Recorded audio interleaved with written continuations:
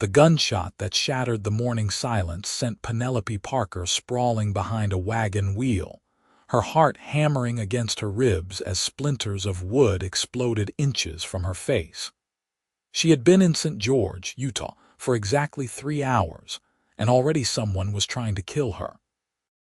The desert sun blazed overhead in the summer of 1878, turning the red rock landscape into a furnace as she pressed herself against the weathered wood. Her traveling dress already coated in dust, and her carefully pinned hair coming loose in wild auburn strands.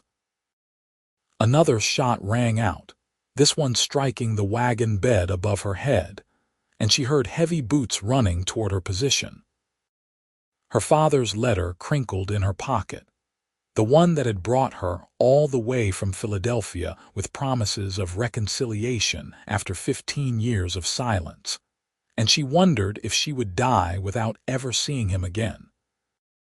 A horse thundered past her hiding spot, and then she heard the distinctive crack of a rifle, different from the pistol fire that had been targeting her. The boots that had been approaching suddenly changed direction, accompanied by cursing, and then there was silence except for the nervous stamping of horses and the low murmur of gathering townspeople. Penelope stayed frozen behind the wagon wheel, her breath coming in short gasps, until a shadow fell across her, and she looked up to see a man standing there with a rifle cradled in his arms, and the sun creating a halo around his wide-brimmed hat. He was tall and lean with several days of dark stubble on his jaw, and his eyes were the color of the desert sky at dusk, a blue so deep it was almost gray. "You can come out now," he said, his voice rough but not unkind. "They are gone." Penelope pushed herself up on shaking legs, brushing futilely at her ruined dress. "They? How many were there?" "3." He lowered his rifle and studied her with an intensity that made her feel like he was cataloging every detail. "You are new in town. What brings a city woman to St. George?" "How do you know I am from the city?" She heard the defensive edge in her voice and tried to soften it. "And thank you, for whatever you did. Everything about you says city." He gestured at her elaborate traveling costume, the impractical boots, the parasol that lay broken several feet away. "And you are welcome, but you did not answer my question." Before she could respond, an older man with a silver star pinned to his vest pushed through the small crowd that had gathered. "Mason Garrett, what in blazes happened here?" "Someone took shots at the lady, Sheriff." I discouraged them from continuing. Mason's tone was matter-of-fact, as if this was an everyday occurrence. The sheriff turned to Penelope, his weathered face creased with concern. "Miss, are you hurt?" "No, I am fine, just frightened." She smoothed her hands down her skirts again, a nervous gesture. "I am Penelope Parker. I just arrived on the morning stage. I am looking for my father, Thomas Parker." The sheriff and Mason exchanged a look that made Penelope's stomach drop. "Miss Parker," the sheriff said carefully, "maybe you should come to my office. We need to talk." "What is it? Is my father all right?" The fear that had been gnawing at her since receiving his letter 3 weeks ago suddenly intensified. "Please just tell me." "Your father passed away 2 weeks ago," the sheriff said gently. "I am sorry for your loss." The world seemed to tilt sideways. Penelope heard the words, but they did not make sense. She had traveled over 2,000 miles, endured dusty trains and a bone-rattling stagecoach, all to see the father who had left when she was 7 years old, who had disappeared into the West and never returned, who had finally written to her saying he wanted to make amends. And now he was dead. She felt a strong hand grip her elbow as her knees buckled, and then Mason was guiding her to a bench in front of the general store, his touch surprisingly gentle for such a rough-looking man. "Head between your knees," he instructed. "Breathe slow."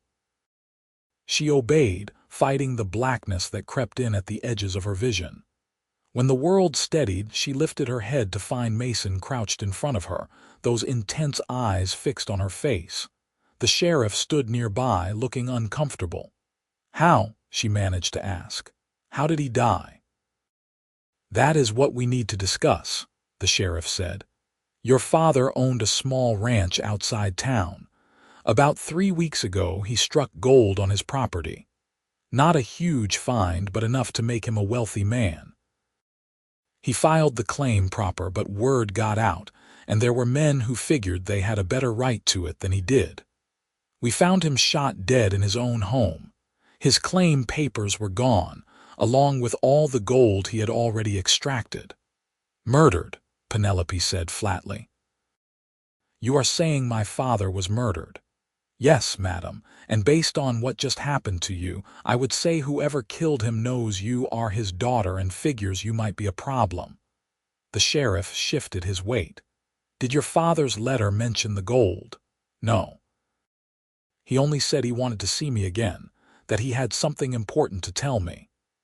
She pulled the letter from her pocket with trembling fingers and handed it to the sheriff. "I thought he wanted to apologize for abandoning my mother and me.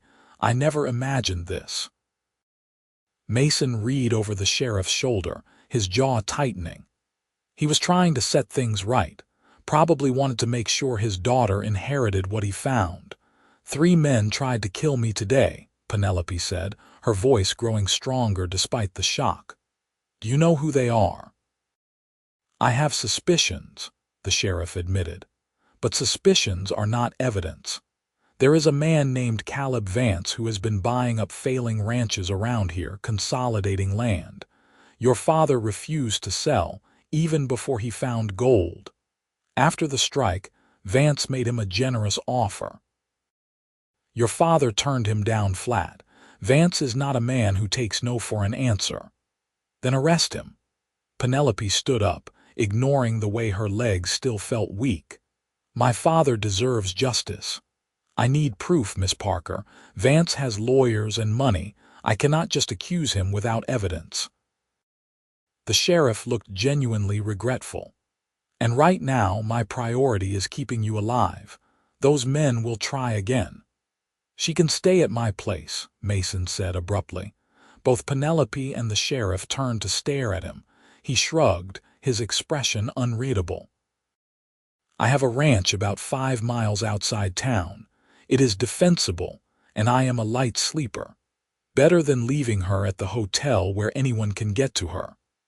"I cannot impose on a stranger," Penelope protested, even as part of her recognized the logic in his offer.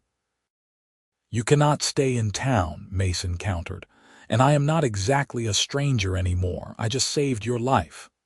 The corner of his mouth quirked up, not quite a smile but close. "Consider it Western hospitality." The sheriff nodded slowly. "Mason is right. You would be safer at his place." "I trust him, and that is saying something."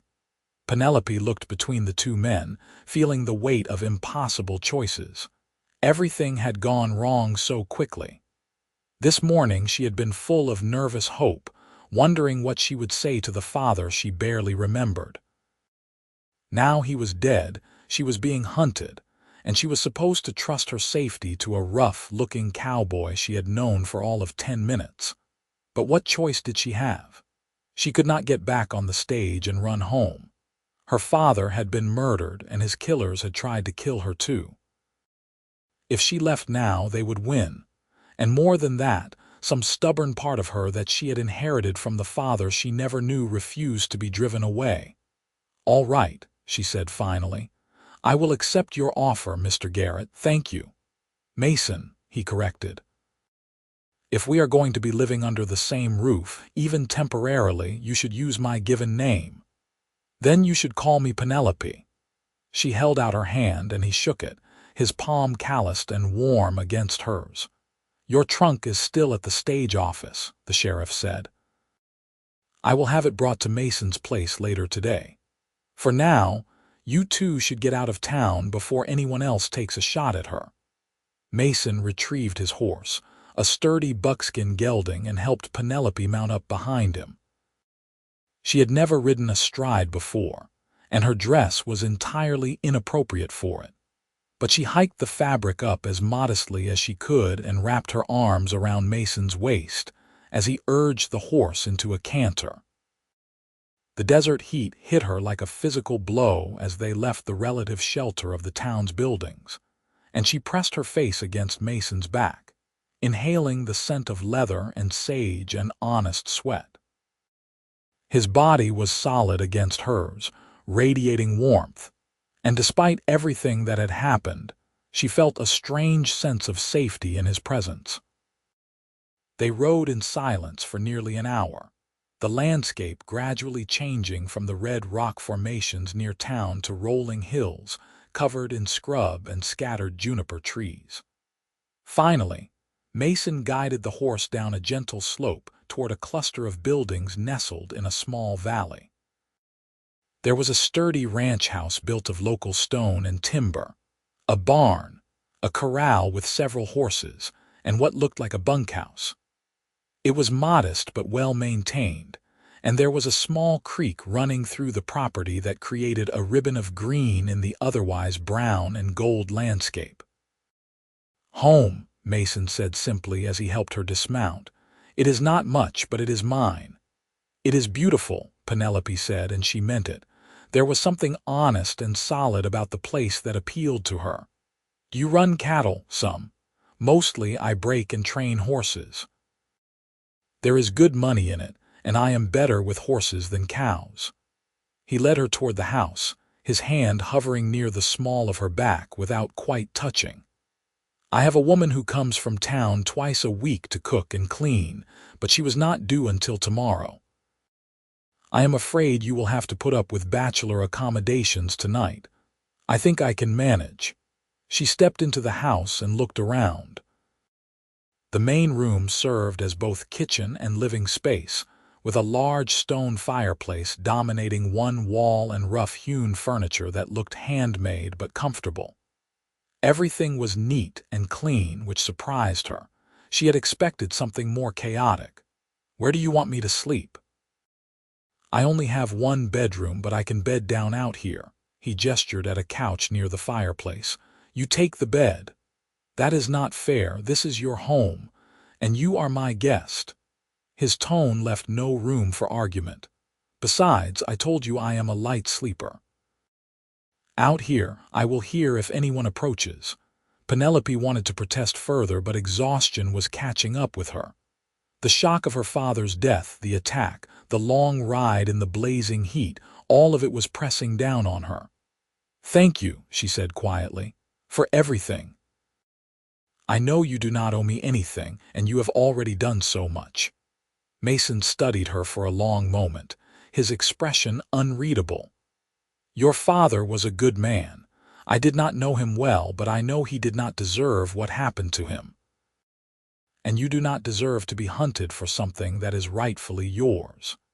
He moved to the kitchen area and began pumping water into a basin. "Get yourself cleaned up. I will see what I can find for supper." As Penelope washed the dust and grime from her face and hands, she watched Mason move around his kitchen with surprising efficiency. He was younger than she had first thought, probably only a few years older than her own 23 years. There was something compelling about the way he moved, economical and purposeful, no wasted motion. When he caught her watching, she quickly looked away, feeling heat rise in her cheeks that had nothing to do with the temperature. Supper was simple but good. Beans and bacon and fresh bread that Mason admitted he had bought from a neighbor the day before. They ate mostly in silence, but it was a comfortable quiet rather than an awkward one. Afterward, as the sun began to set and the heat finally broke, they sat on the porch and watched the sky turn from blue to gold to purple. "Tell me about him," Mason said suddenly. "Your father." Penelope wrapped her arms around her knees, staring out at the darkening landscape. "I barely remember him. He left when I was 7. My mother said he could not settle, that he had wandering feet and the West calling him. She made excuses for him, but I was angry. I spent years being angry." She paused, surprised at how easy it was to talk to this near stranger. Then his letter came, and I thought maybe I could finally get answers, understand why he chose this over us, over me. Maybe he did not choose it over you, Mason said quietly. Maybe he just did not know how to choose both. Some men are not built for cities and civilization. They need open spaces and freedom, even if it costs them everything else. Is that how you are? She turned to look at him, genuinely curious. I suppose so. He leaned back against the porch post, his profile sharp against the fading light. I grew up in Texas. My father had a small ranch, worked himself to death trying to keep it going. When he died, there were debts. I sold everything to pay them off and came out here to start fresh. That was 5 years ago. I have built something here that is mine, something no one can take away. He glanced at her. Until someone tries, I suppose. That is the way of things out here. Everyone keeps saying that, Penelope said. That things are different here, but murder is still murder no matter where you are. You are right about that. Mason stood and stretched. You should get some sleep. Tomorrow we will go out to your father's ranch, see if there is anything left that might help us figure out who killed him. You will help me. She rose as well, standing close enough to him that she had to tilt her head back to meet his eyes. You do not have to. You have already done so much. I know I do not have to. Something flickered in his expression, gone too quickly for her to read. But I am going to anyway. Now get some rest. The bedroom was simple but clean, with a large bed covered in a patchwork quilt and a window that looked out over the valley. Penelope changed into her nightgown, acutely aware that Mason was just on the other side of the door, and climbed into the bed. The mattress was surprisingly comfortable, and the sheets smelled like sunshine and soap. She expected to lie awake worrying, replaying the day's horrors, but instead she fell asleep almost immediately, lulled by exhaustion and the strange sense of security that Mason's presence provided.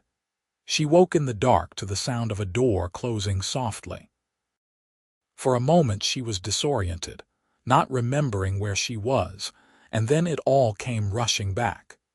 She lay still, listening, and heard Mason moving quietly in the main room. Moonlight streamed through the window, bright enough to see by, and she slipped out of bed and padded to the door, opening it a crack to peer out. Mason stood by the window, his rifle in his hands, looking out into the night.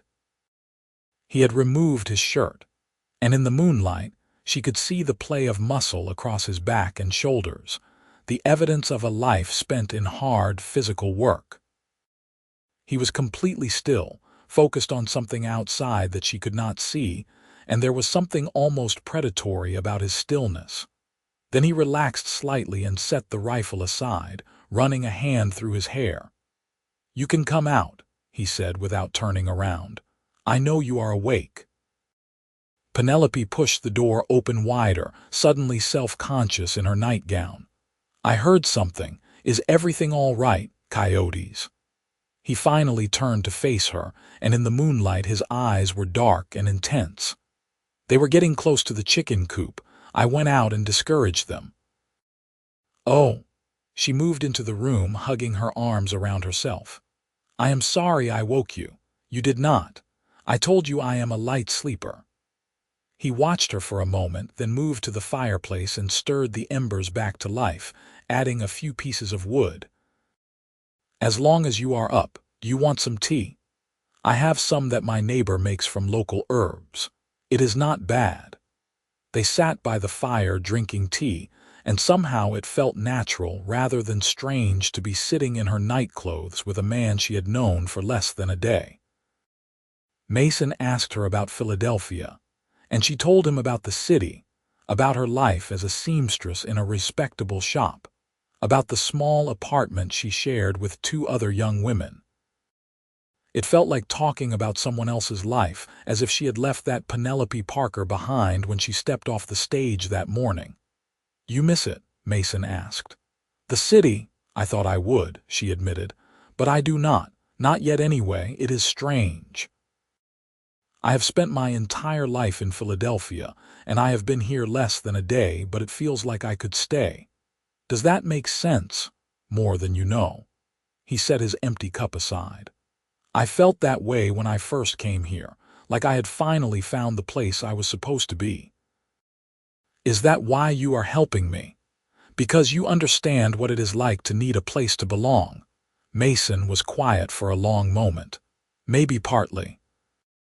But mostly I am helping you because when I saw you behind that wagon, scared but not hysterical, angry but not broken, I knew you were the kind of person worth helping. He met her eyes. And because those men should not get away with killing your father and trying to kill you. Someone needs to stand up to them, and it might as well be me. And me, Penelope said firmly. I am not going to hide while you do all the dangerous work. He was my father. We will see. Mason stood and held out his hand to help her up. But right now, you need to sleep. Tomorrow is going to be a long day. This time when Penelope went back to bed, she lay awake for a while, thinking about Mason Garrett and the strange connection she felt to him. It was more than gratitude, though she was certainly grateful. There was something about him that called to something in her, a recognition that went deeper than words. She had never believed in love at first sight, had always thought it was something from novels and fairy tales, but lying in his bed, in his house, protected by his strength and determination, she felt the first stirrings of something that might become love, given time. Morning came bright and hot, and Penelope woke to the smell of coffee and frying bacon. She dressed quickly in her most practical dress, which was still impractical by Western standards, and emerged to find Mason setting plates on the table. He had shaved, and without the stubble he looked younger, almost boyish, though there was nothing boyish about the competent way he moved or the watchful awareness in his eyes. I have been thinking, he said as they ate. Before we go to your father's ranch, we should stop in town and talk to the assayer. Your father had to have the ore assessed when he filed his claim. The assayer might know how much gold your father actually found, which could tell us how desperate Vance is to get his hands on that property. That makes sense. Penelope poured herself more coffee, strong and black the way Mason had made it. Do you think the assayer will talk to me? He will if I am with you. Mason's tone was confident but not boastful. He owes me a favor. They rode into town in a wagon this time, with Penelope sitting beside Mason on the bench seat rather than behind him on his horse. It felt more companionable this way, more like partners than rescuer and rescued. The town was busier today, with people going about their business, and Penelope noticed the looks they got, some curious, some speculative. News traveled fast in a small town, and by now, everyone would know about the shooting yesterday and about her staying at Mason's ranch. The assayer's office was a small building near the edge of town, and the man himself was a thin, nervous-looking fellow with wire-rimmed spectacles and ink-stained fingers. His eyes widened when he saw Penelope. Miss Parker, I heard about your father. Terrible tragedy. Thank you, Mr. Henderson. I am trying to understand what happened to him, and I was hoping you could tell me about the gold he found. Penelope kept her voice steady and polite. I know you assessed the ore for him. Henderson glanced at Mason, who nodded slightly, and then the assayer sighed. I suppose there is no harm in telling you now. Your father brought me samples from 3 different seams on his property. All of them were high-grade ore, some of the best I have seen in this area. I estimated that if even one of those seams ran deep, he could pull out $20,000 worth of gold, maybe more. Penelope felt her breath catch. $20,000 was a fortune, enough to live on comfortably for years, enough to kill for. Did anyone else know this? I did not tell anyone, Henderson said quickly, but your father was excited. He might have said something to someone. And Vance has eyes and ears everywhere. If there was gold found on a property he wanted, he would find out. They left the assayer's office and headed back to the wagon. Penelope was lost in thought, trying to process the idea that her father had been rich, at least on paper, and that wealth had gotten him killed. Mason helped her up onto the wagon seat and then climbed up beside her, gathering the reins. "Your father's ranch is about an hour from here. Are you ready for this?" "No," she admitted, "but let us go anyway." The ride out to the ranch took them through some of the most beautiful country Penelope had ever seen. The red rock formations rose up against the impossibly blue sky, and despite the heat and the grim purpose of their journey, she found herself captivated by the stark beauty of the landscape. Mason pointed out landmarks, naming the rock formations and telling her stories about the area, and she realized he was trying to distract her, to give her mind something to focus on besides what they would find at her father's place. When they finally reached the ranch, Penelope felt her heart sink. It was smaller than Mason's place, just a modest house and a single barn, but it had potential, or it had before someone tore it apart. The door to the house hung open, and even from the wagon she could see that the interior had been ransacked. Mason pulled up in front of the house and jumped down, his hand going automatically to the pistol at his hip. "Stay here until I check it out." He disappeared inside while Penelope waited impatiently, scanning the surrounding area for any signs of danger. The mountains rose up in the distance, purple and hazy with heat, and she could hear the wind moving through the scrub brush. It was lonely out here, isolated, and she understood why someone had thought they could murder her father and get away with it. Who would hear or see anything all the way out here? Mason emerged from the house, his expression grim. "It is clear, but someone went through this place thoroughly. They were looking for something." Penelope climbed down from the wagon and made her way into the house. Mason was right. Every drawer had been pulled out, every cupboard emptied, the mattress on the single bed slashed open. Whoever had done this had been methodical and desperate. She stood in the middle of the chaos and tried to imagine her father living here, tried to see traces of the man she barely remembered. There were books on a shelf, most of them mining and geology texts. A framed photograph on the mantel showed a much younger Thomas Parker standing with a beautiful woman. Penelope picked it up carefully and stared at the woman's face, recognizing her mother before the hardship and abandonment had lined her face with worry and bitterness. "He kept a picture of her," she said softly, "of them." Mason came to stand beside her, looking at the photograph. He never forgot. Whatever else was true, he never forgot. Then why did he leave? The old anger surged up, mixing with new grief. If he loved her, loved us, why did he go? "I do not know, but maybe the answer is here somewhere." Mason began searching through the debris more carefully. They were looking for the claim papers and probably a map to the gold seams. If your father was smart, and I think he was, he would have hidden them somewhere safe. They spent the next 2 hours searching through the wreckage. Penelope looked through her father's belongings, finding small glimpses of his life. A journal with entries about the weather and the quality of the ore he was finding. A letter he had started to write to her but never finished, telling her about the ranch and how he hoped she would love it here.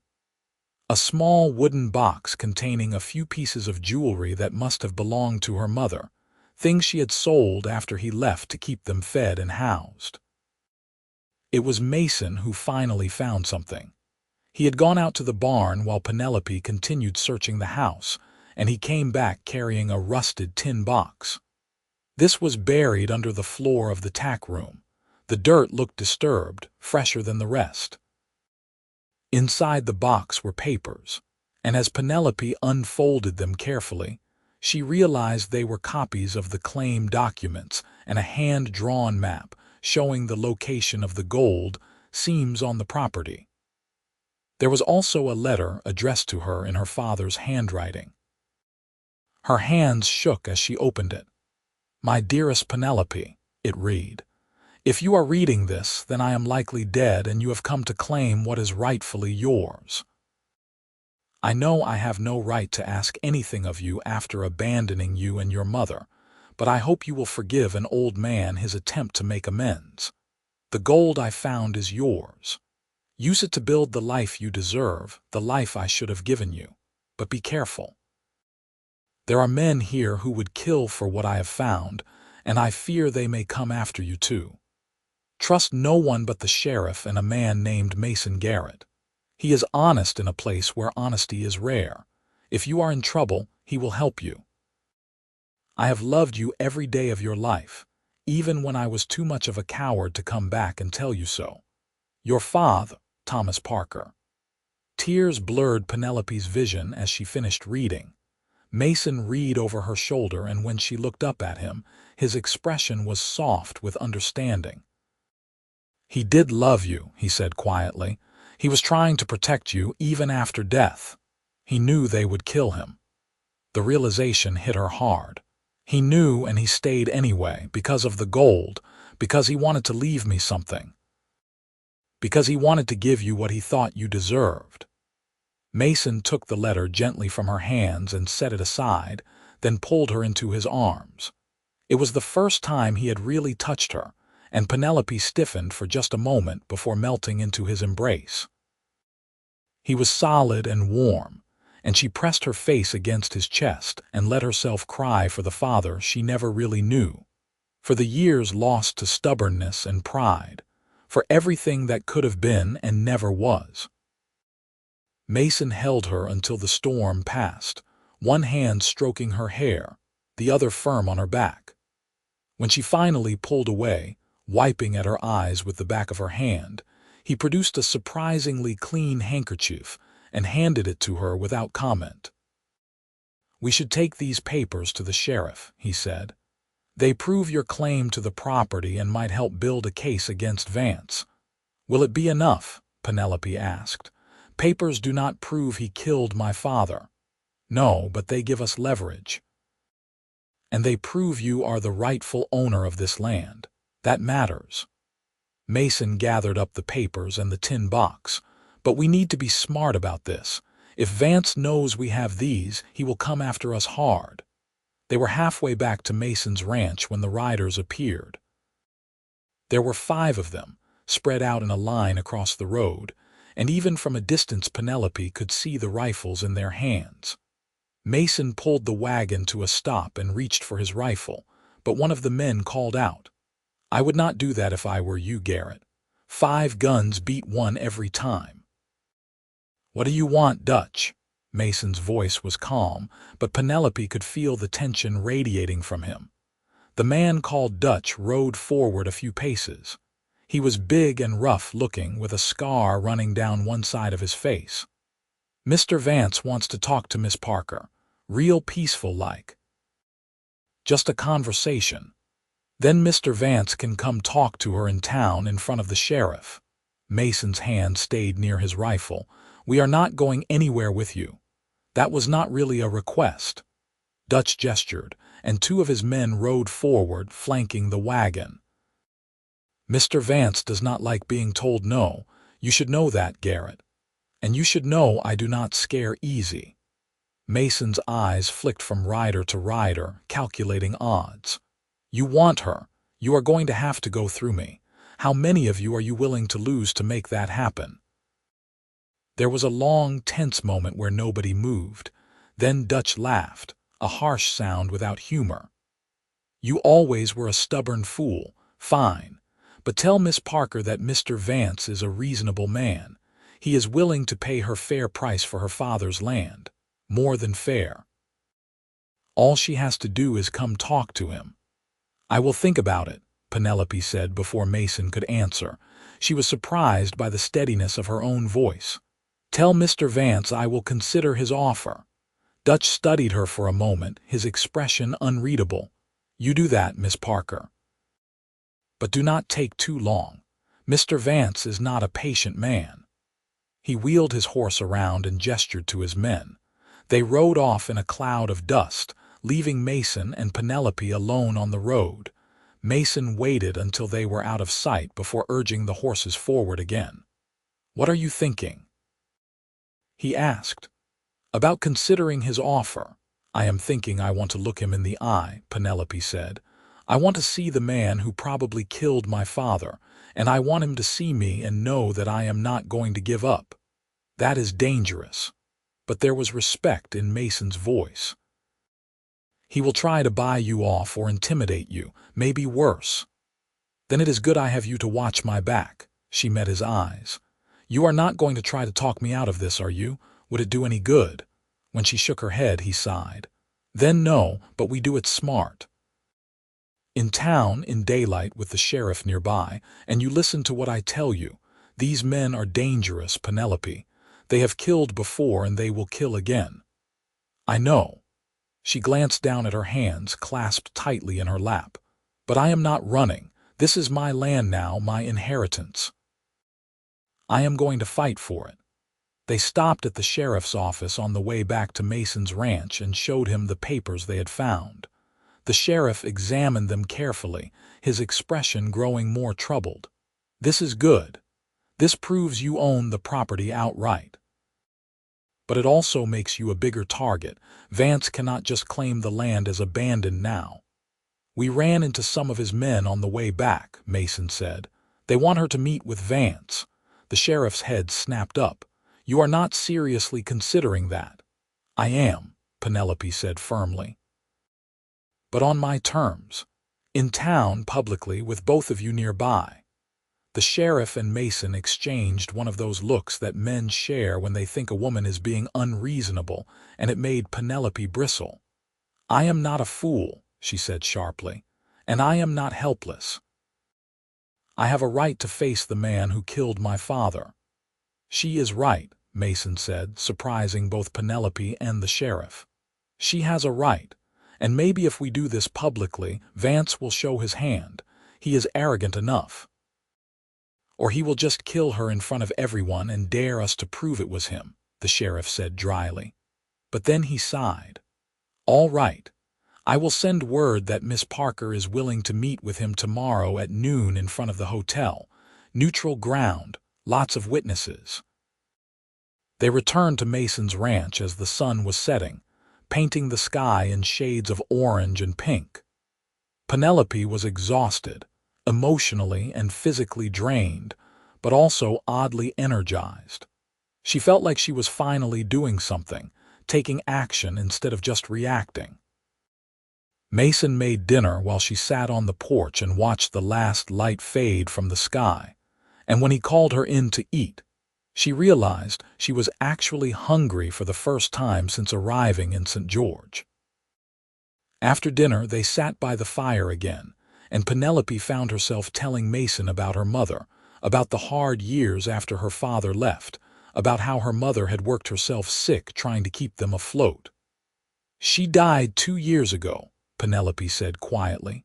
"Pneumonia. But I think she was just tired, worn out from years of struggling. And now I find out my father was here with gold in the ground enough to have saved us all if he had just come back." "Would he have been welcome if he did?" Mason asked gently. "Or would your mother have turned him away?" Penelope opened her mouth to say of course her mother would have welcomed him back, but the words died unsaid. The truth was, she did not know. Her mother had been bitter about the abandonment, had said harsh things about Thomas Parker over the years. Maybe he had stayed away not just because he was a coward, but because he believed he would not be forgiven. "I do not know," she finally admitted. "I want to think she would have, but I do not know." "People are complicated," Mason said. "They make choices that do not make sense to anyone else, sometimes do not even make sense to themselves. Your father made bad choices, but it seems like he was trying to make up for them at the end." "Is that enough? Trying at the end?" She looked at Mason, genuinely wanting his opinion. "I do not know if it is enough," he said slowly. "But it is something. It is more than a lot of men do." He paused, staring into the fire. My father never said he loved me, not once in my whole life.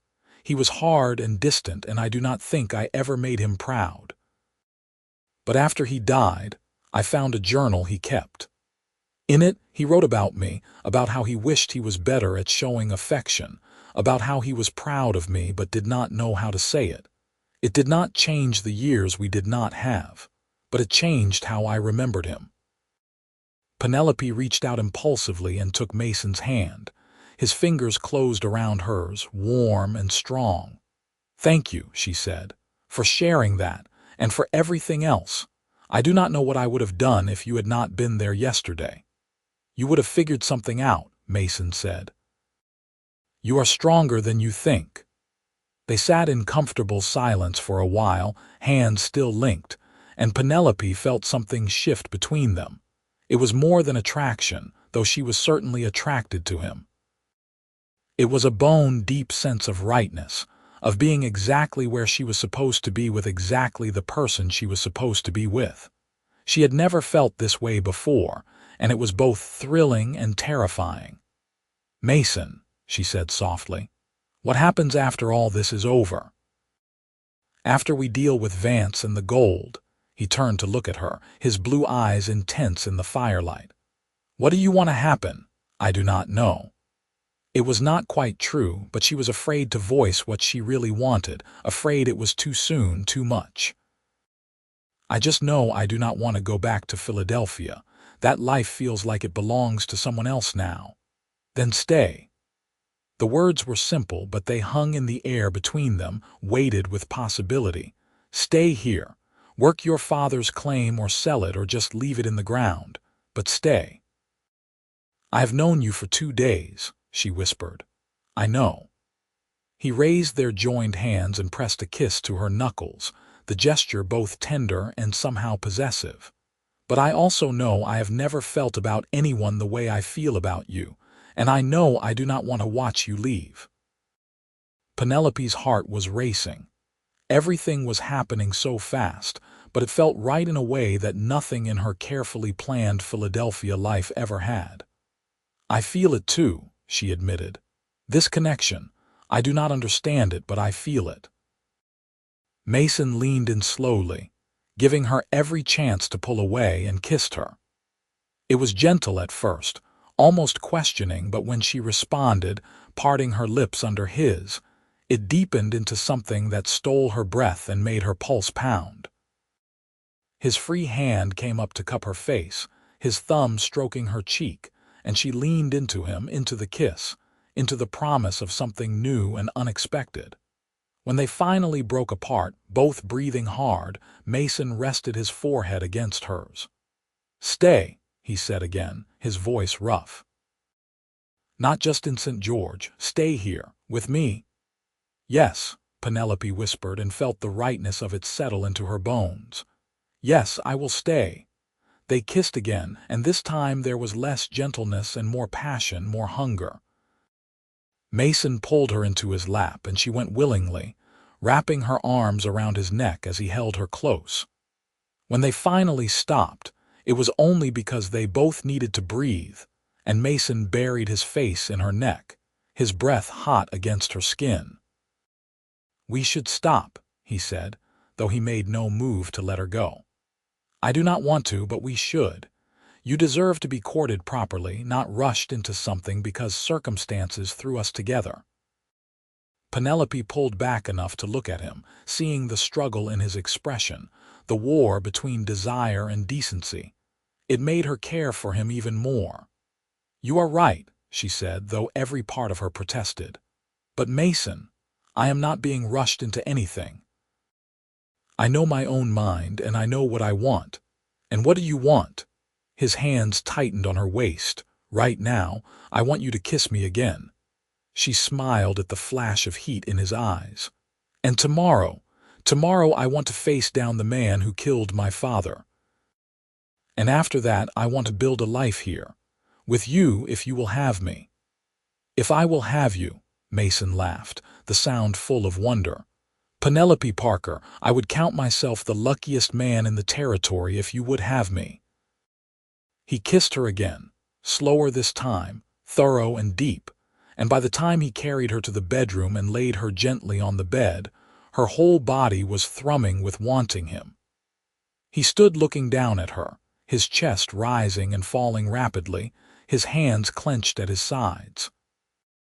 "I am going to say good night now," he said hoarsely. "Before I forget, I am supposed to be a gentleman." "I do not need a gentleman," Penelope said, sitting up. "I need you. You are not making this easy."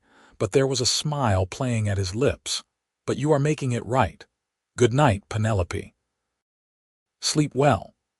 After he left, closing the door firmly behind him, Penelope lay back on the bed and stared at the ceiling, her body still humming with unfulfilled desire. Everything had changed so quickly. 3 days ago she had been a seamstress in Philadelphia with a quiet, predictable life. Now she was in Utah, her father was dead, men were trying to kill her, and she had fallen wildly, impossibly in love with a cowboy who broke horses and stood between her and danger without hesitation. It should have been terrifying. Instead, it felt like coming home.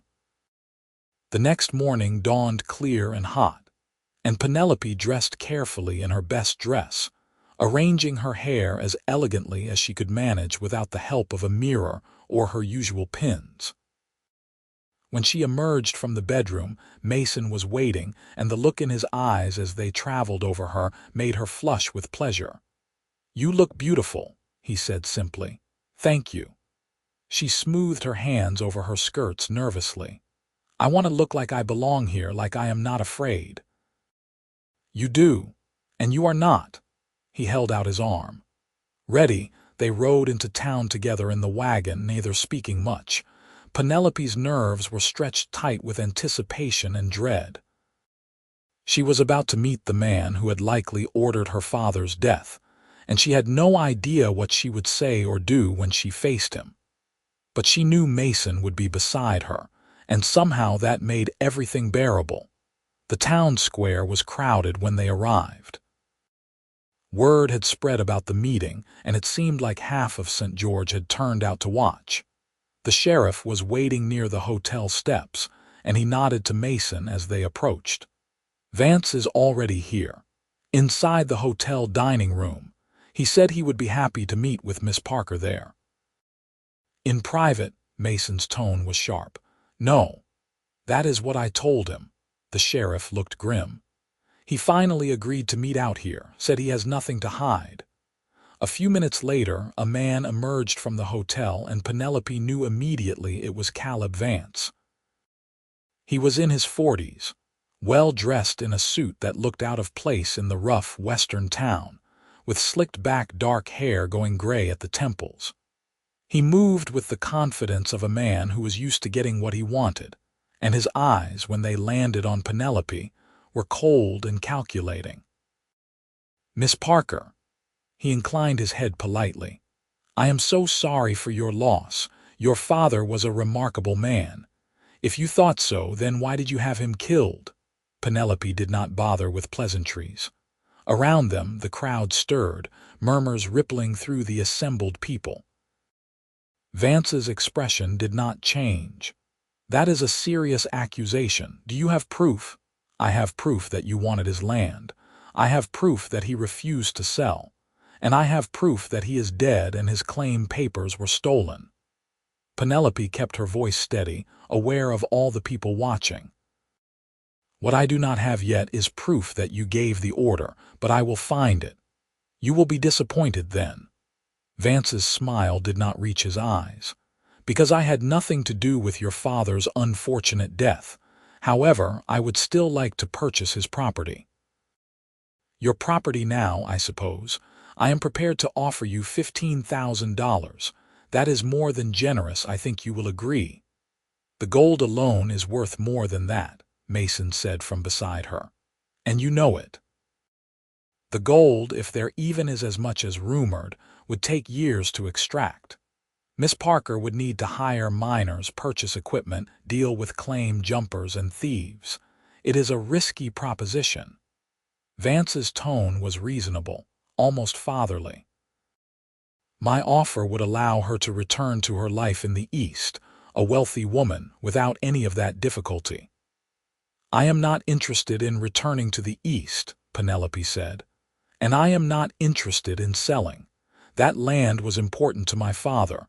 It is important to me. Something flickered in Vance's eyes, there and gone so quickly she almost missed it. Anger, maybe, or frustration. That is your right, of course, but I feel obliged to warn you that running a mining operation is no job for a woman alone. It can be dangerous. Is that a threat? The sheriff stepped forward, his hand on his gun. Of course not. Vance looked offended. Simply a statement of fact. This is hard country, Sheriff. Accidents happen. So do murders, Mason said flatly.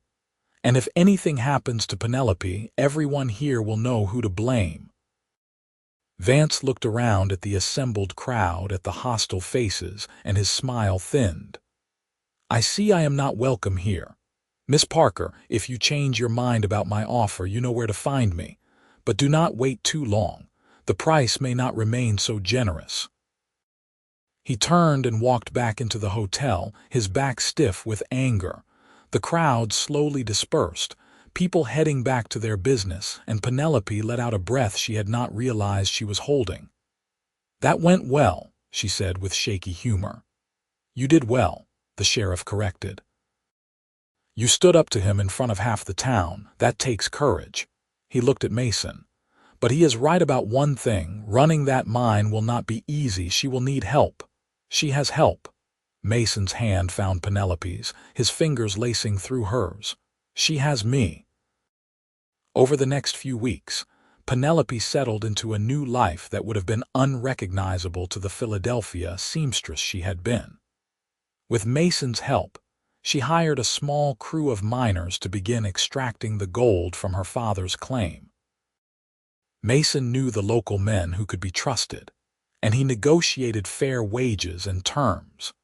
Penelope moved into her father's house and spent her days learning about gold mining, about managing a small operation, about being a landowner in the West.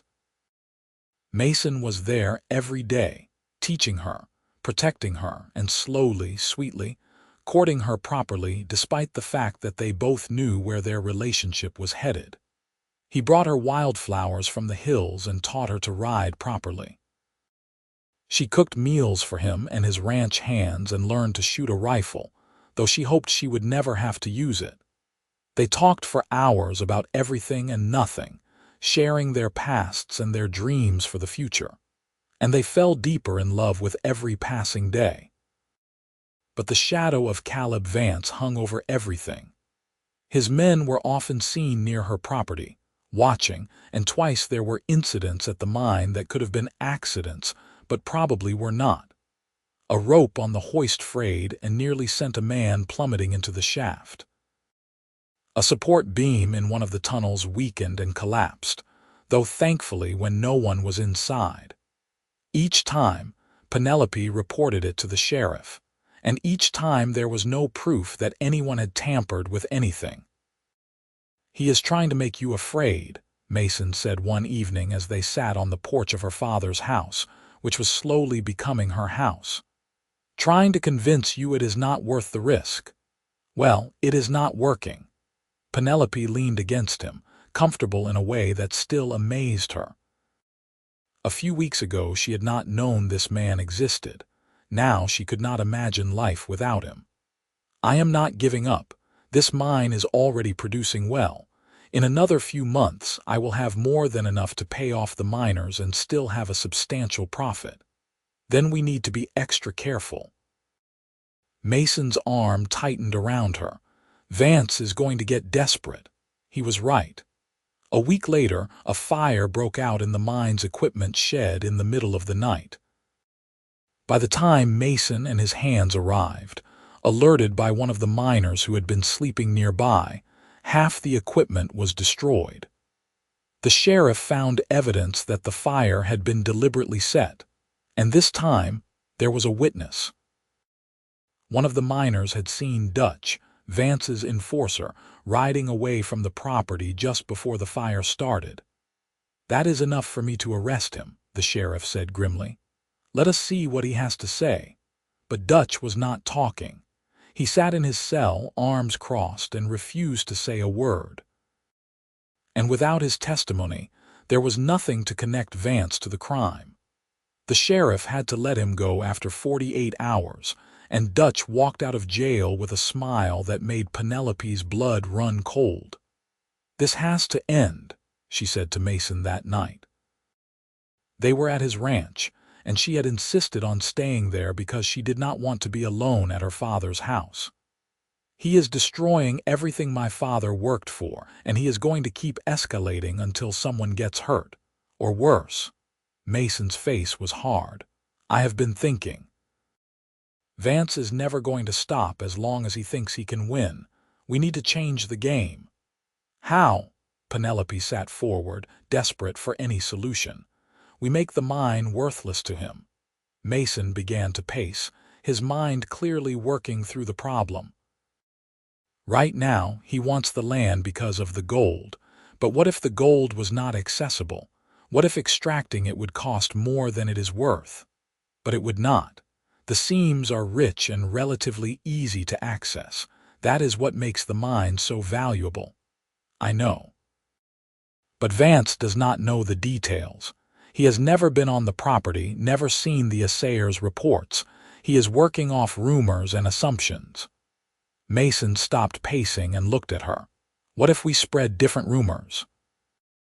What if word got out that the mine is nearly played out, that the easy gold is gone, and what is left would take massive investment to extract? If he thinks it is not worth the effort, he might back off. Or he might just increase the pressure, trying to force me to sell before I lose everything." Penelope considered the plan, looking for flaws. "But it is worth trying. We cannot keep going like this." They spent the next several days carefully spreading misinformation. Mason had drinks with men in town and let slip that Penelope's mine was not performing as well as expected. The miners, sworn to secrecy about the actual production numbers, complained loudly at the saloon about the poor quality of ore they were pulling out. Penelope even went to the assayer and asked him, loudly enough for others to hear, about what she should do if a mine turned out to be less profitable than expected. At first, it seemed to be working. Vance's men stopped hanging around the mine. The incidents of sabotage ceased. Penelope began to hope that maybe, just maybe, they had succeeded. And then, a month after they started the rumors, Vance made his move. Penelope was at the mine late one afternoon, reviewing the books with her foreman, when riders surrounded the property. There were at least a dozen of them, all armed, and Dutch was at their head. Mason was back at his ranch dealing with a horse that had thrown a shoe, and suddenly Penelope was alone with a handful of miners facing a small army. "Miss Parker," Dutch called out, "Mr. Vance would like a word." "Tell Mr. Vance to make an appointment." Penelope stepped out of the office, trying to look braver than she felt. Her foreman and two of the miners flanked her, and she saw them put their hands on their weapons. "That is not how this is going to work." Dutch dismounted and walked toward her, his hand resting casually on his gun. "See, Mr. Vance is tired of playing games. He has decided that if you will not sell to him voluntarily, he will take other measures." "Such as?" Penelope's mouth was dry, but she kept her voice steady. "Such as claiming the mine never properly belonged to your father in the first place. He has documents that show your father staked a claim on land that was already owned by Mr. Vance, documents that will hold up in court. That is a lie. I have the papers proving my father's claim. I have filed them with the territory." "Do you?" Dutch smiled unpleasantly. "Are you sure they are still on file? Documents have a way of disappearing sometimes." Ice flooded Penelope's veins. "You cannot do this. There are laws. And Mr. Vance has lawyers and judges in his pocket. How long do you think you can fight him? How much money do you have for legal battles?" Dutch took another step closer. Here is what is going to happen. You are going to sign over the deed to this property to Mr. Vance. In return, he will give you $5,000 and safe passage out of the territory. And if I refuse, then things get unpleasant. Dutch's smile widened.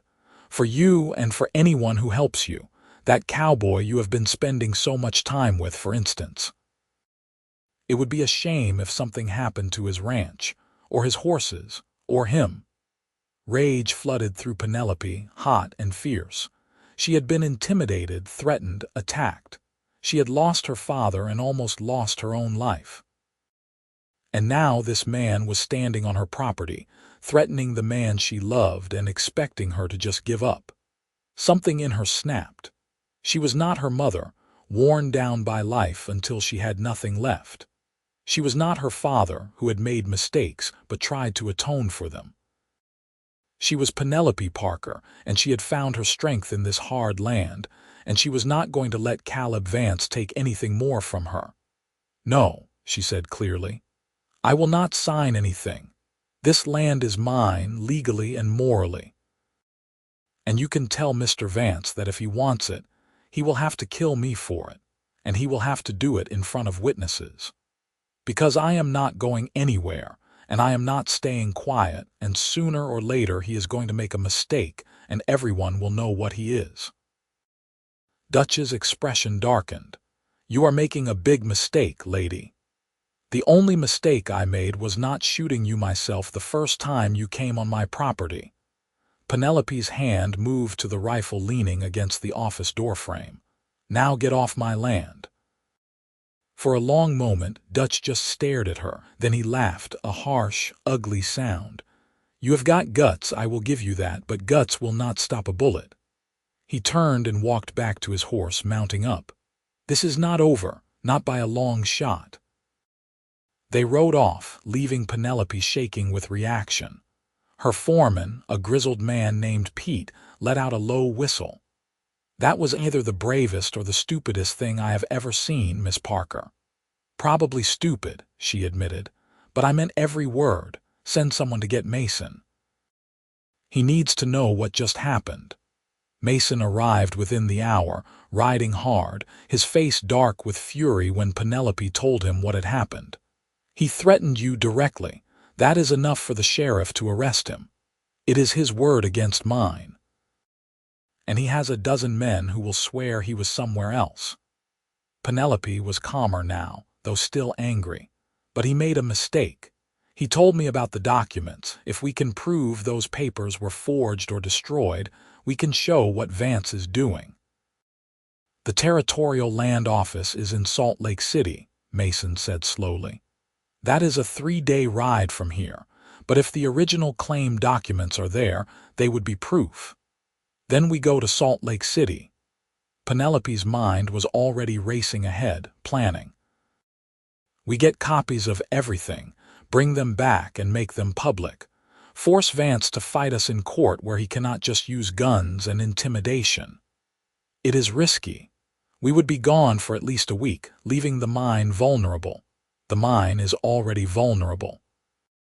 Penelope took Mason's hands in hers. But if we do nothing, Vance wins. At least this way we are fighting back. Mason studied her for a long moment, then nodded. All right. We leave tomorrow at first light. I will bring 2 of my hands as guards. You tell Pete to shut down operations until we get back. No sense giving Vance an easy target. They left the next morning as planned, Mason and Penelope on horses with 2 of Mason's most trusted ranch hands riding escort. The journey north was hot and dusty, but Penelope found herself enjoying it despite the circumstances. Riding through the open country with Mason, watching the landscape change from red rock desert to high mountain valleys, felt like freedom. They camped under the stars the first night, and Mason taught her how to make coffee over an open fire and told her stories about his early days in the West. I was terrible at ranching at first, he admitted, laughing at the memory.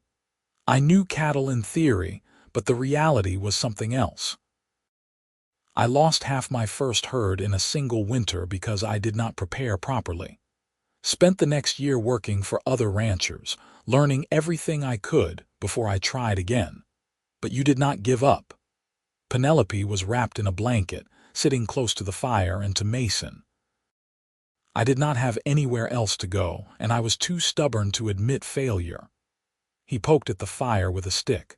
Stubbornness is a good quality out here. It keeps you alive when nothing else will. Is that why you are helping me, recognizing a fellow stubborn person? Partly. Mason set the stick aside and pulled her close, his arm around her shoulders.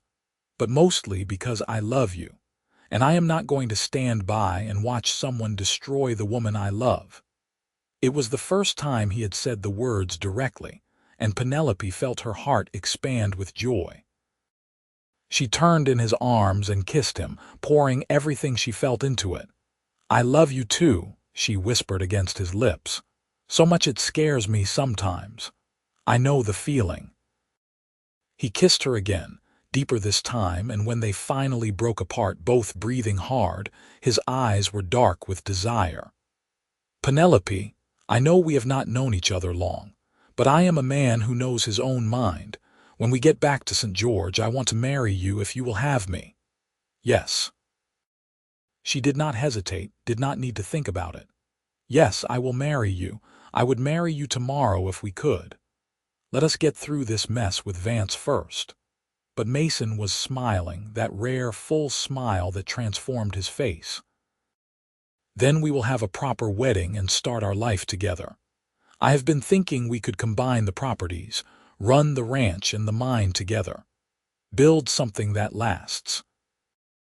They talked late into the night, making plans and dreaming about the future. And when they finally went to their separate bedrolls, Penelope lay awake for a long time, filled with a happiness so complete, it felt almost unreal. She had come to St. George expecting nothing but disappointment, and instead she had found love and purpose and a home. Whatever happened with Vance, she knew she could face it as long as Mason was beside her. They reached Salt Lake City on the afternoon of the third day. It was bigger than St. George, more established, and Penelope felt strange walking the streets in her dusty riding clothes while well-dressed women in the latest fashions passed by. But she held her head high and walked into the territorial land office with Mason at her side, and when she explained what she needed, the clerk was helpful and efficient. "Parker, Thomas Parker," he muttered, thumbing through ledgers. "Here it is. Claim filed March 15, 1878. Everything looks to be in order." He pulled out a folder thick with documents. "Would you like copies?" "Yes, please, all of them." Penelope felt a weight lift from her shoulders. The documents existed, they had not been destroyed. Whatever Vance had said about having papers proving prior ownership was a lie, and now she had proof. While they waited for the clerk to make copies, Mason went to send a telegram to the sheriff, explaining what they had found and when they would be back. When he returned, his expression was troubled. The sheriff sent a reply. "There was another incident at your mine, a small explosion in one of the shafts. No one was hurt because the mine was closed, but it caused some damage. Vance is getting desperate." Penelope took the packet of copied documents from the clerk and tucked them safely into her saddlebag. "Which means we need to get back as quickly as possible." They pushed hard on the return journey, stopping only when the horses needed rest. Penelope was sore and exhausted by the time St. George came into view, but also filled with determination. She had the proof she needed. Now she just had to figure out how to use it. The sheriff was waiting for them when they arrived, and his face was grim.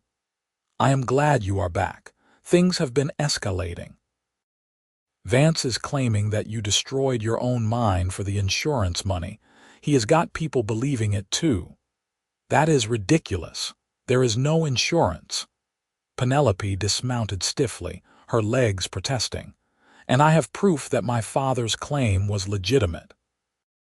She pulled out the documents and handed them to the sheriff. "These are from the Territorial Land Office. They show everything was filed properly and legally." The sheriff examined the papers carefully, and slowly his expression lightened.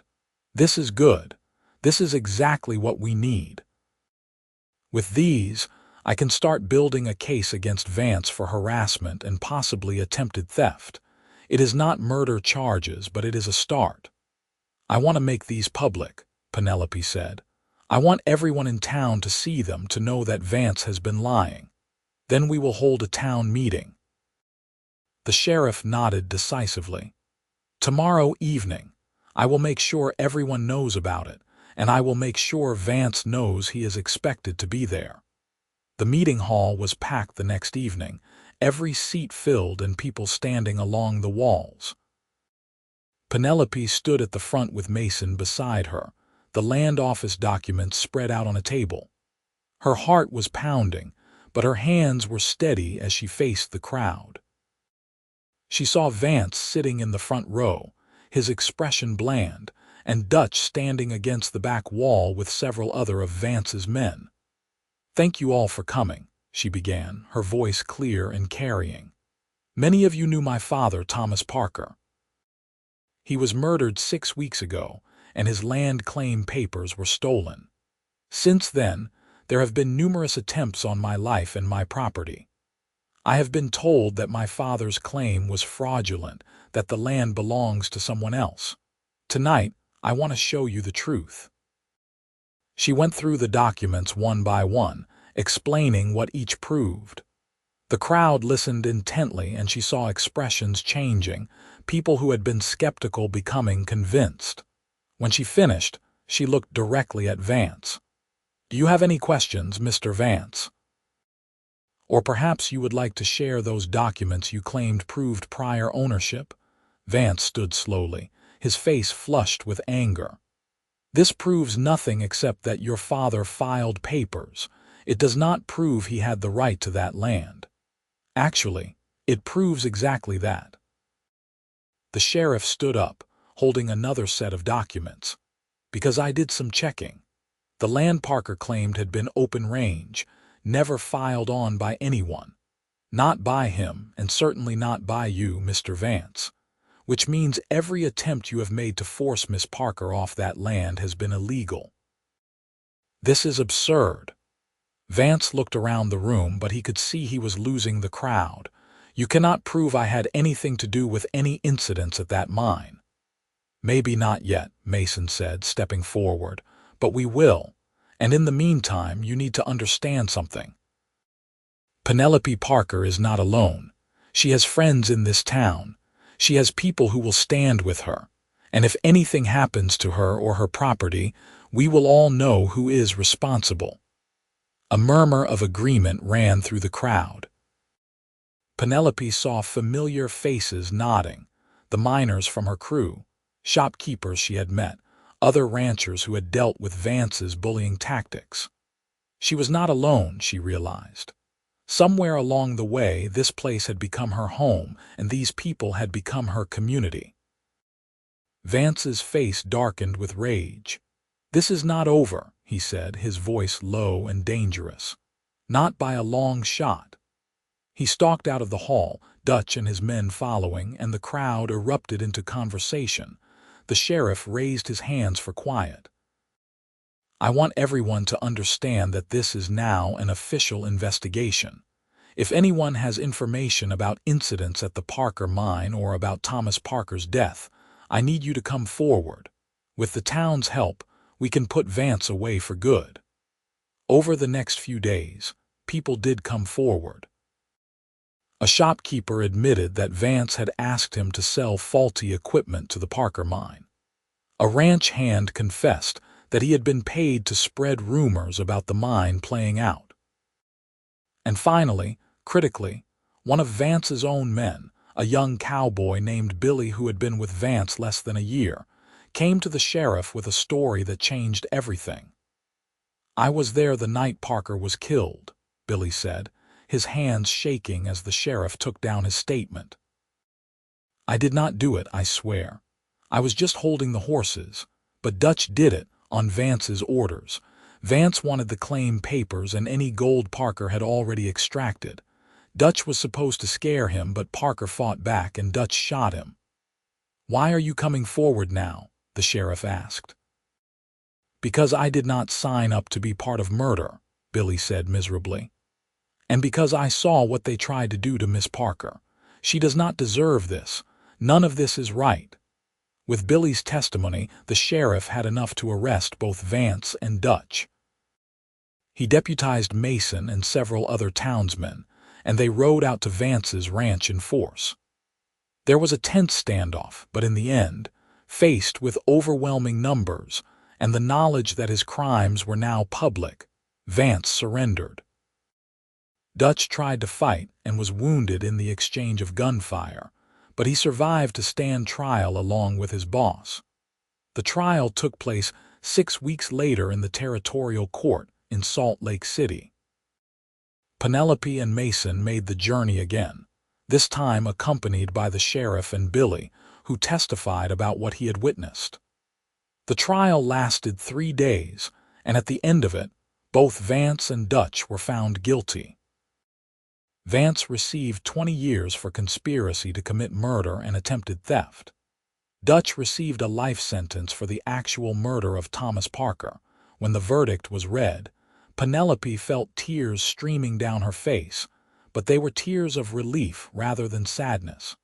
Her father had justice. It did not bring him back, but it meant something. Mason pulled her into his arms right there in the courtroom, and she clung to him, finally allowing herself to believe it was really over. They were married 2 weeks after returning to St. George, in a simple ceremony at the small church in town. Penelope wore a dress she had sewn herself, cream-colored silk with lace at the collar and cuffs, and Mason wore his best suit, looking both uncomfortable and proud. The church was packed with townspeople who had become their friends, and when the minister pronounced them husband and wife, Mason kissed her with a tenderness that made her heart overflow. The celebration afterward lasted well into the night, with food and music and dancing in the town square. Penelope danced with her new husband, with the sheriff, with Pete and the other miners, and she felt more joy than she had ever imagined possible.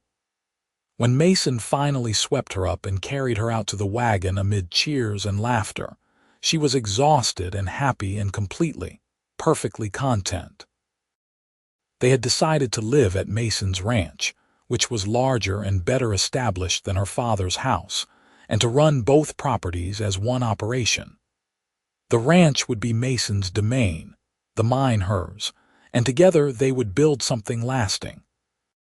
As Mason carried her over the threshold of their home, Penelope looked around at the familiar room and felt the rightness of it settle into her soul. This was where she belonged. This was home. Their wedding night was everything she had dreamed of and more. Mason was gentle and patient, and when he finally made her his wife in every sense of the word, Penelope felt as if she had been made whole, as if some piece of herself she had not known was missing had finally clicked into place.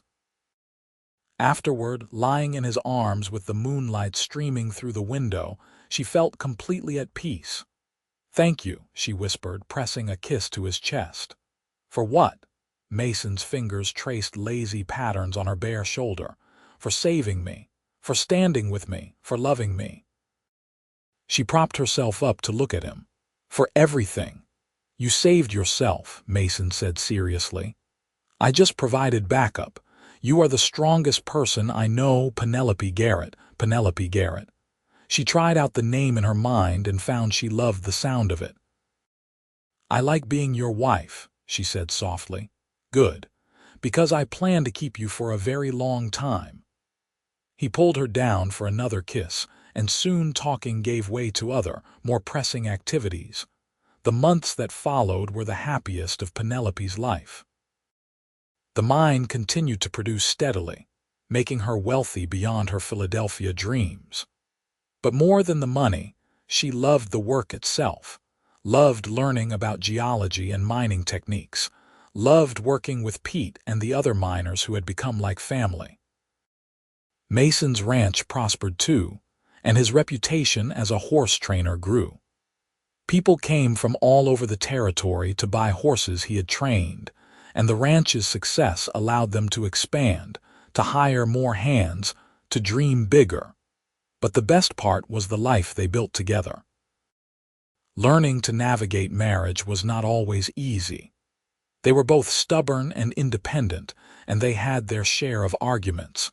But they always worked through them, always chose each other, and the love between them only deepened with time. They made friends, became pillars of the community, hosted dinners and barn dances that brought people together.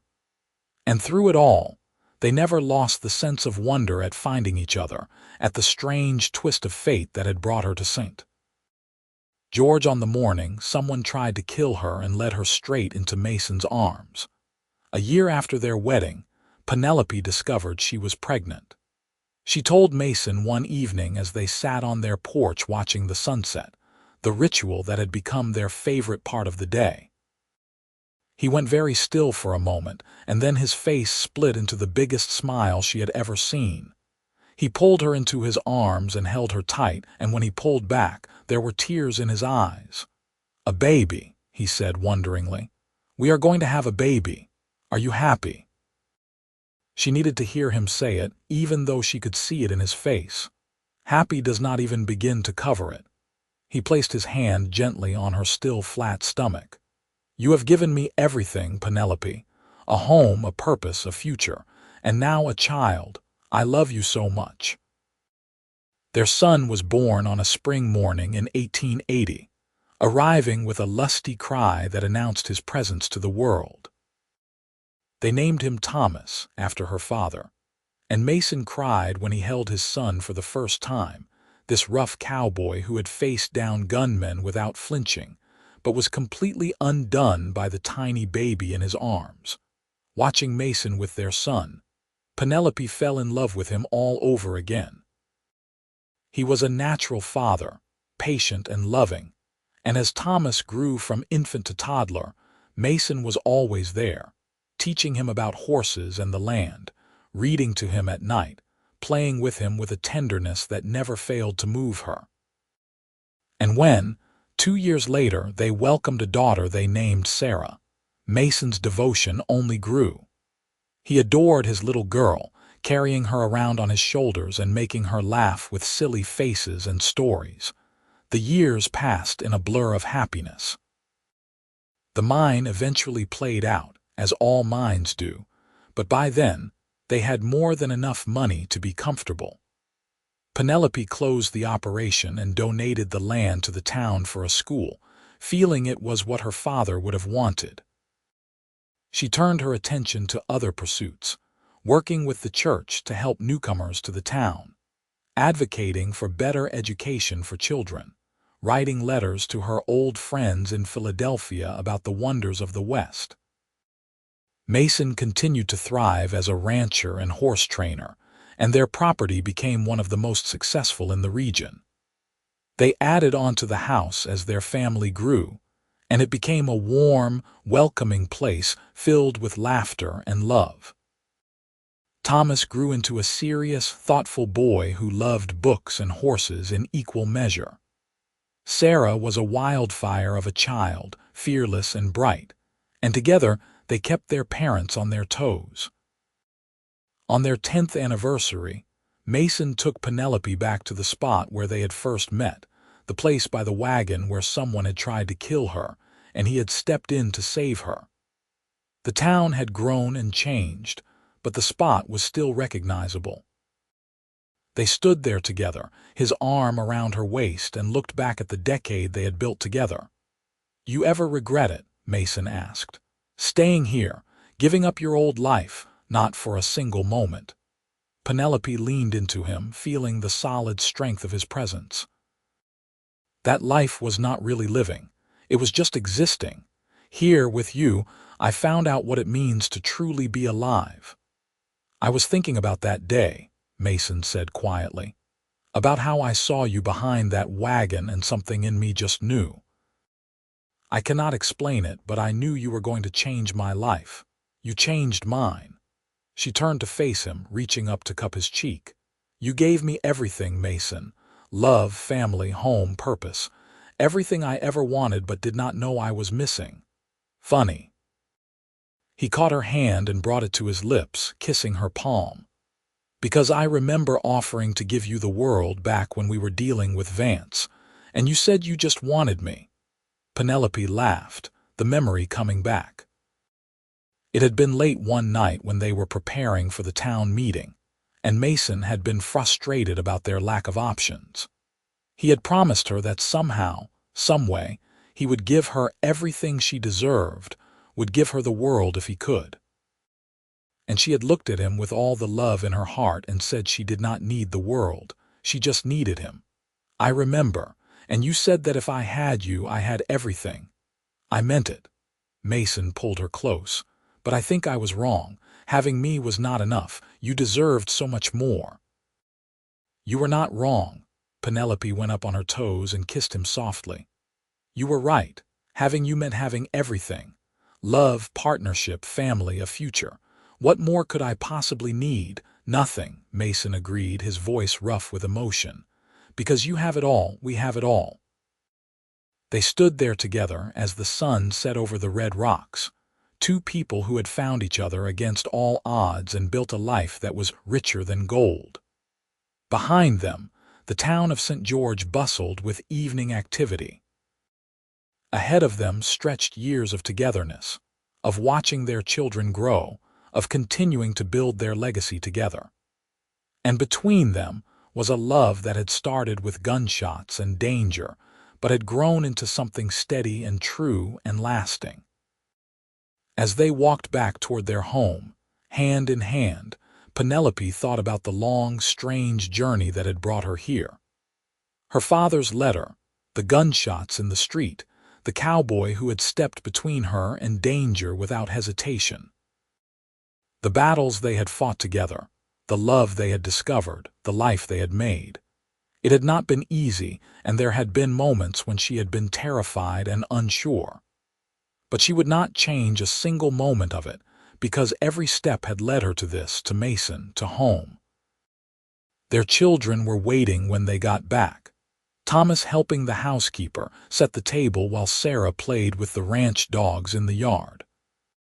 Mason scooped up his daughter and spun her around, making her squeal with delight, while Thomas came to hug his mother, already taller than she was and still growing. This, Penelope thought, this was everything. This was the world Mason had promised her, the world she had found in his arms. After dinner, after the children were tucked into bed with stories and kisses, Penelope and Mason sat on their porch as they always did, watching the stars come out over the desert they both loved. Mason pulled her close, and she rested her head on his shoulder, feeling utterly content. "I love you," she said, as she had said countless times before and would say countless times again. "More than words can say. I love you too." Mason kissed the top of her head. "Today, tomorrow, and every day after, you are my heart, Penelope, my home, my everything." They sat in comfortable silence as the night deepened around them. Two people who had found in each other everything they had been looking for, and so much more. The journey that had started with violence and fear had led them to peace and love. And as Penelope drifted off to sleep that night in Mason's arms, she knew with absolute certainty that she was exactly where she was meant to be, with exactly who she was meant to be with, living exactly the life she was meant to live. And that was more than enough. That was everything.